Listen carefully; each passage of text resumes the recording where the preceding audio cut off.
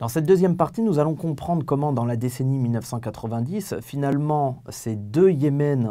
hérités de l'Empire ottoman et hérités des révolutions de 1962 et 1970 vont progressivement se réunifier. Alors cette réunification, elle est intéressante puisque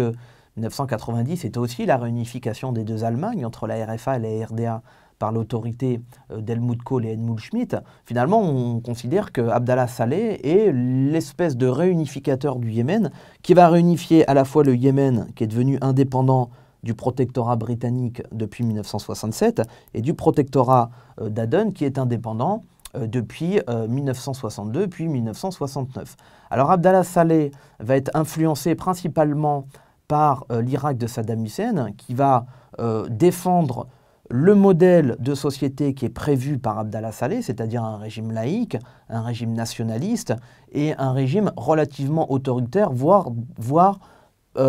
à caractère démocratique avec une forme d'autoritarisme. Donc, grâce à l'influence à distance de Saddam Hussein, finalement, en 1990, et grâce aussi à l'action très volontaire d'Abdallah Saleh, qui a compris qu'il pouvait y avoir potentiellement un intérêt économique à réunifier les deux Yémen. 1990 est officiellement créée la République yéménite unifiée, qui est l'unification de ce qui avait été divisé depuis un siècle et demi entre les Ottomans et les Britanniques. Donc c'est une date très importante, mais qui va d'emblée aboutir à une certaine complication qui prouve bien que le Yémen, malgré son indépendance, est quand même influencé par les puissances étrangères.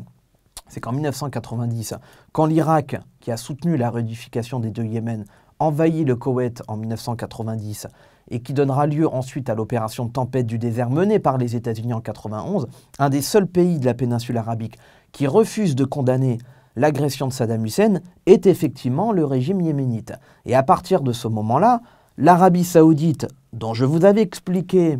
que dès 1926 puis dès 1962, elle s'était ingérée dans les affaires du royaume yéménite, va sanctionner le Yémen, notamment en expulsant des employés yéménites de Riyad pour les réexpulser vers le Yémen, va couper les ravitaillements en pétrole, va supprimer son aide financière et va introduire le principe des visas pour les musulmans yéménites qui voudraient faire leur pèlerinage à la Mecque et à Médine. Donc on voit bien que finalement l'Arabie saoudite est au cœur du destin du Yémen et que ça n'est pas réellement un pays indépendant.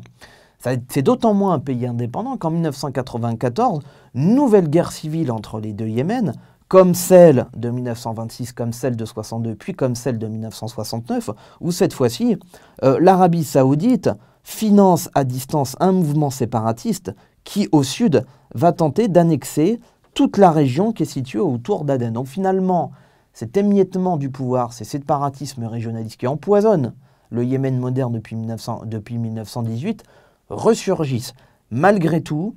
le Yéménite réunifié est quand même sauvegardé en 1994, d'ailleurs principalement grâce à l'aide de l'Irak. Mais on voit bien qu'il s'en est fallu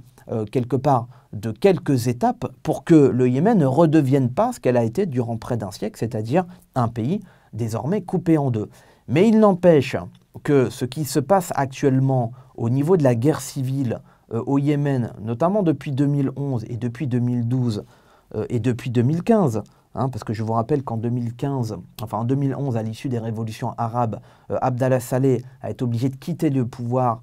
au détriment ou au profit d'Hadi, et que Hadi, le dirigeant qui avait remplacé Saleh, a été expulsé également du pouvoir en 2015 par la minorité houthi et chiite et zaïdite qui a pris le pouvoir du coup à Aden en 2015. Que cette même guerre civile prend du coup ses premières formes en 1994. Donc ça, c'est quand même un élément très important. Et malgré tout, le Yémen, malgré ses séparatismes, malgré ses tensions avec l'Arabie saoudite, continue, on en parlera dans la troisième partie, à développer un modèle original de société, fondé à la fois sur l'économie capitaliste, sur un certain libéralisme politique, entouré et chapeauté par la religion d'État qu'est l'islam.